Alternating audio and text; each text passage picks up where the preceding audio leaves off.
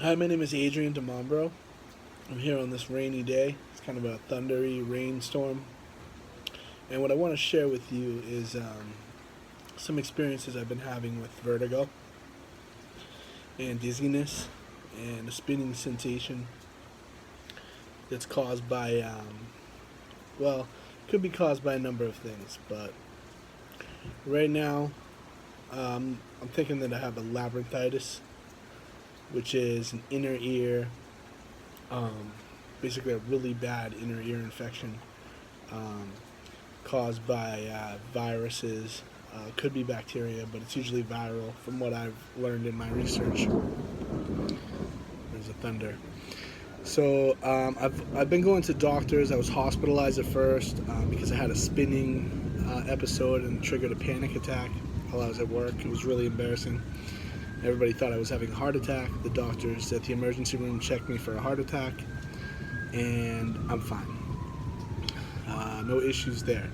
That was 2.5, 3 months ago. Now I've stopped working. I'm out of work because my dizziness continues. It's a spinning sensation, vertigo, um, and it's triggered a lot of anxiety. But I'm starting to feel better because I think I'm onto something. It was really tough at first to understand what I had. I got scared. I thought it was a heart at first. Then they told me I had sleep apnea, and that was causing the dizziness. And through my own research on the internet, the little bit of information that is there, um, and that has made me understand that this may be a labyrinthitis case.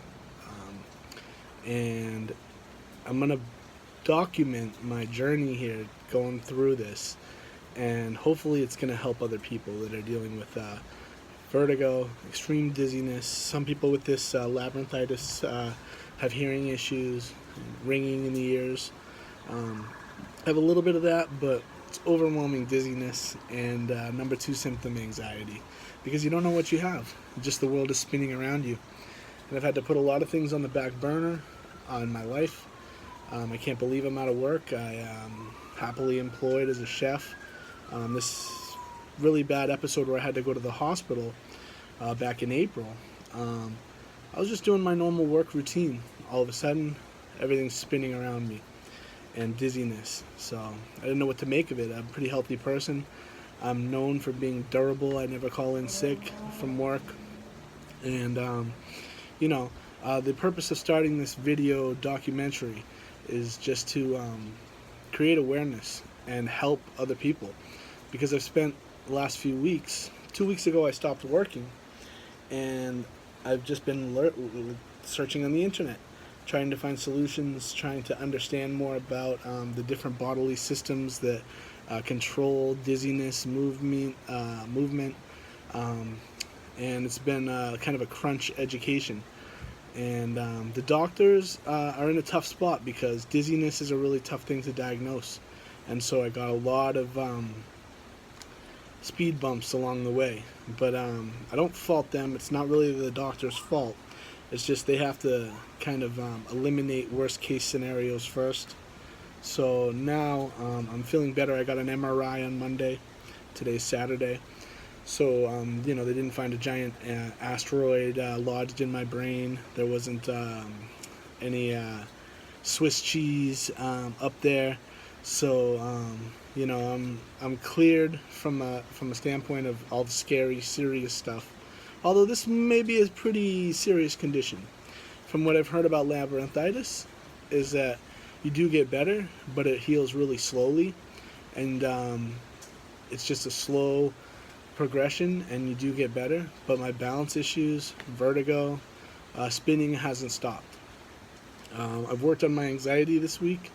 I've done a lot of chilling out, trying to do breathing, focusing on what are the stresses and what am I just being stressed about for no reason.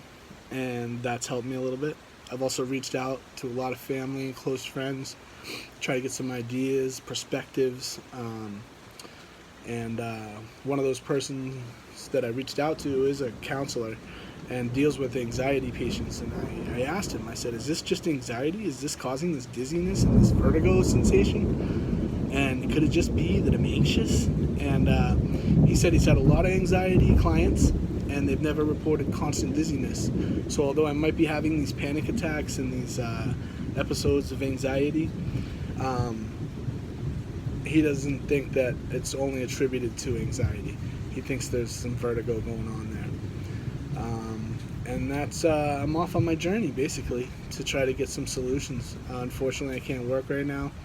I'm hanging on to my family responsibilities and just trying to keep things simple for myself so that I can hopefully work through this.